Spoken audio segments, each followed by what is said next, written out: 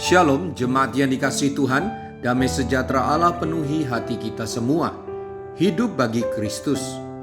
Firman Tuhan hari ini diambil dari 2 Korintus 5 ayat 15, demikian firman Tuhan.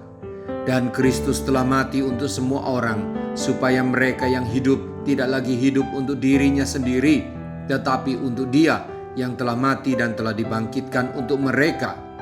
Alkitab menyatakan Kristus mati untuk semua orang, yaitu mati untuk menggantikan manusia yang harus dihukum karena dosa-dosanya, menggantikan manusia yang harus binasa atau mati, yaitu mendapat hukuman kekal. Melalui kematian Kristus, setiap orang bisa beroleh hidup atau tidak dihukum jika percaya pada Kristus sebagai Tuhan dan Juru Selamat. Oleh karena kehidupan yang Kristus berikan kepada yang percaya kepadanya, maka Allah menuntut mereka yang memperoleh anugerah kehidupan dari Kristus harus benar-benar hidup untuk Dia, yaitu untuk mempermuliakan Kristus yang sudah mati dan bangkit baginya. Bapak, Ibu, Saudara-saudari, Paskah bukan hanya untuk dirayakan sebagai peristiwa kebangkitan Kristus saja, kemenangan Kristus saja dari kematian kekal, dari kuasa iblis. Tetapi Paskah harus dimaknai lebih dari sekedar bersukacita dan bersyukur saja. Harus dimaknai dengan sikap hidup yang memancarkan kehidupan baru, yaitu kebangkitan perilaku atau sifat baru, sudut pandang baru, pikiran yang sesuai dengan kebenaran Allah. Tidak ada alasan bagi orang yang mengatakan percaya Yesus dan merayakan serta mensyukuri kebangkitan Kristus, tetapi karakternya, perkataannya, dan perbuatannya tetap dalam perilaku lama, yaitu sebagai manusia yang masih terikat dengan dosa atau kebiasaan buruk, seolah-olah kebangkitan Kristus Yesus hanyalah suatu peristiwa masa lalu, hanya bagi orang purba, dan hanya dirayakan oleh manusia sepanjang masa.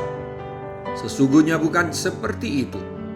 Kita yang sudah percaya Yesus Kristus mengalami peristiwa kematian dan kebangkitan bersama Yesus, maka yang seharusnya karakter atau sifat manusia lama kita sudah tidak berdaya atau tidak berkuasa lagi atau tidak menguasai kita lagi. Sebaliknya kita menjadi berdaya, menjadi penuh kuasa karena kebangkitan bersama Yesus untuk mematikan sifat-sifat manusia lama. Mari evaluasi kualitas kekristenan kita. Saya khawatir jangan-jangan banyak orang Kristen yang hidup dalam ilusi, yaitu angan-angan atau keyakinan kosong atau khayalan terhadap kepastian keselamatannya. Segera melakukan resolusi atau keputusan pribadi untuk memastikan keselamatan kita bukan ilusi. Mari kita berdoa.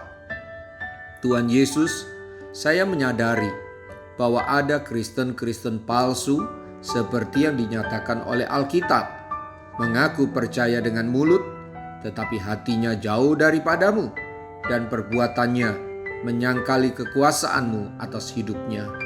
Saya bersyukur di masa perayaan Paskah dan peringatan Jumat Agung, Engkau mengingatkan saya tentang kualitas kekristenan saya.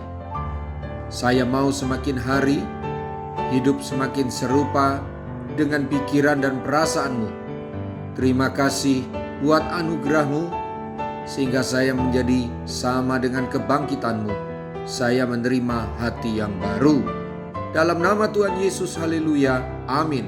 Sampai jumpa besok dengan suara gembala, firman Allah yang hidup. Tuhan Yesus memberkati.